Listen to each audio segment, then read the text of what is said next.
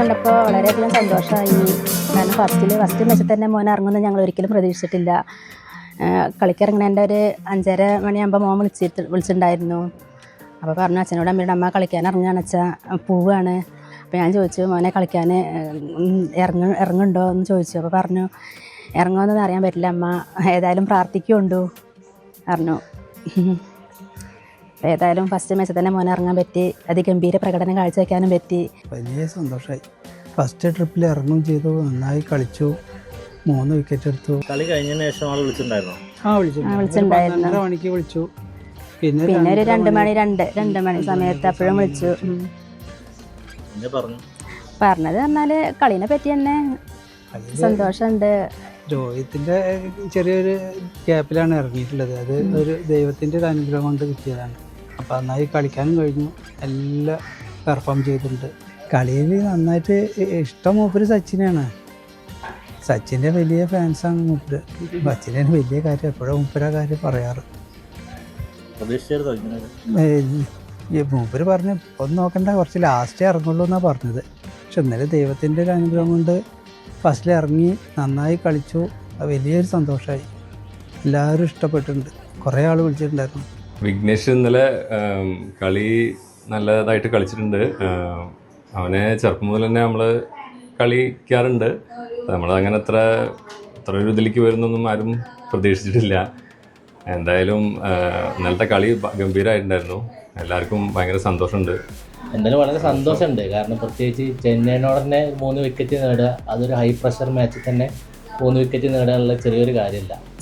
എന്തായാലും എല്ലാവിധ ആശംസകളും അർപ്പിക്കുകയാണ്.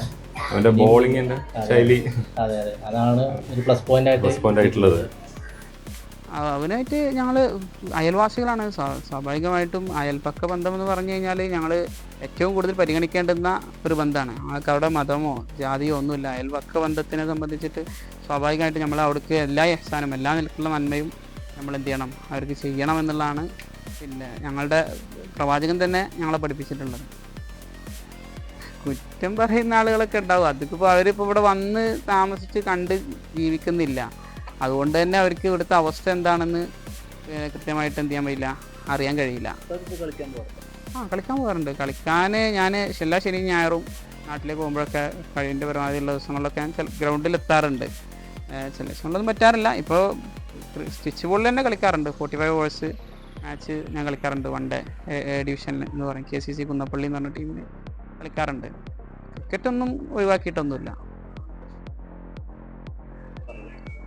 അവനായിട്ടുള്ള ബന്ധം എന്ന് പറഞ്ഞാൽ ഞങ്ങൾ അയൽവാസി ബന്ധമാണ്. പിന്നെ അതോടൊപ്പം തന്നെ ഞങ്ങൾ കളിക്കൂട്ടുകാരുമാണ്. ഞങ്ങൾ ഈ ഗ്രൗണ്ടിലും മറ്റൊക്കെ പോയി നിൽക്കുന്ന സമയത്ത് ഞങ്ങൾ ഓനെ പ്രത്യേകം ശ്രദ്ധിക്കുമായിരുന്നു. കാരണം വെച്ചാൽ ഓന് മറ്റു കുട്ടികളെ പോലെ ആയിരുന്നില്ല. ഓൻ്റെ വിഷയത്തിൽ എന്ന് പറഞ്ഞു കഴിഞ്ഞാൽ പിന്നെ ഓന് മറ്റു കുട്ടികളിൽ നിന്ന് വ്യത്യസ്തമായിട്ട് ബോൾ എറിയൂല, കൃത്യമായിട്ട് ബോൾ വന്ന് ചെയ്യും. മീഡിയം പേസ് ആണെങ്കിലും അതുപോലെ തന്നെ ബോളൊക്കെ എറിഞ്ഞു കൊടുത്തു കഴിഞ്ഞാൽ കൃത്യമായിട്ട് അതിനെ പിന്നെ ബാറ്റുമായിട്ട് കോൺടാക്ട് ചെയ്യും. ഫ്രണ്ട് ഫുട്ടിലാണെങ്കിലും ബാക്ക് ഫുട്ടിലാണെങ്കിലൊക്കെ ഒരു ക്രിക്കറ്റ് പഠിച്ച ഒരാളെങ്ങനെ കളിക്കുമോ ആ രൂപത്തിൽ നാച്ചുറലി ഓനിൽ എന്തുണ്ടായിരുന്നു, ആ ഗെയിം ഉണ്ടായിരുന്നു. പിന്നെ അവന് അത്ര ബോഡി വെയ്റ്റും മറ്റു കാര്യങ്ങളൊന്നും ഇല്ലാത്തതുകൊണ്ട് തുടക്കത്തിൽ സ്റ്റാർട്ടിങ്ങിൽ അത്ര ഒരു മെലിഞ്ഞൊരു കുട്ടിയായിരുന്നു. അപ്പോൾ അതുകൊണ്ട് മീഡിയം ബേസ് ഒരിക്കലും എനിക്ക് ചേരില്ലാന്ന് തോന്നി. ഞാൻ എന്ത് ചെയ്തു, അത് സ്പിന്നിലാക്കി ആക്കി. അതുമാത്രമല്ല ലെഗ് സ്പിന്ന് പ്രാക്ടീസ് ചെയ്യാൻ വേണ്ടി പറഞ്ഞു. കാരണം വെച്ചാൽ ഞാൻ ലെഗ് സ്പിന്ന് പ്രാക്ടീസ് ചെയ്ത് ഫ്ലോപ്പായി. പക്ഷേ അതിൻ്റെ ടെക്നിക്കലും മറ്റു കാര്യങ്ങളൊക്കെ കൃത്യമായിട്ട് എനിക്ക് അറിയായിരുന്നു. അപ്പോൾ അത് ഞാൻ അവനോട് പറഞ്ഞു. പിന്നെ അന്ന് ആരും എന്ത് ചെയ്തിരുന്നില്ല, ഇന്ത്യയിൽ ഇങ്ങനെ ബോൾ ചെയ്തിരുന്നില്ല. പിന്നെ ഓലെന്ന് പറഞ്ഞു കഴിഞ്ഞാൽ ഇപ്പോൾ ഹോഗ് മാത്രമേ, ഓസ്ട്രേലിയ പ്ലെയർ ഹോഗ് മാത്രമേ എന്ത് ചെയ്തിരുന്നുള്ളൂ, പിന്നെ അങ്ങനെ ചെയ്തിരുന്നുള്ളൂ. അപ്പോൾ ഇവനോട് ഞാൻ പറഞ്ഞു അങ്ങനെ ചെയ്താൽ ഒരു വെറൈറ്റി ആവും, പെട്ടെന്ന് ശ്രദ്ധിക്കപ്പെടാൻ ഇതിനൊക്കെ കാരണമാവും എന്ന് പറഞ്ഞു. അവനത് കൃത്യമായിട്ട് ചെയ്തു. അതിൻ്റെ പ്രാക്ടീസും അതിൻ്റെ ഫോളോ അപ്പും കാര്യങ്ങളൊക്കെ ഓൻ തന്നെ ചെയ്തു. അങ്ങനെ ഓൻ എന്ത് ചെയ്താണ് സാറിൻ്റെ അടുത്ത് വരികയും സാറ് നന്നായിട്ട് ഡെവലപ്പ് ചെയ്യുകയും പിന്നെ ഓനത് ഫോളോ അപ്പ് ചെയ്ത് കൃത്യമായിട്ട് കൊണ്ടുപോയതാണ്.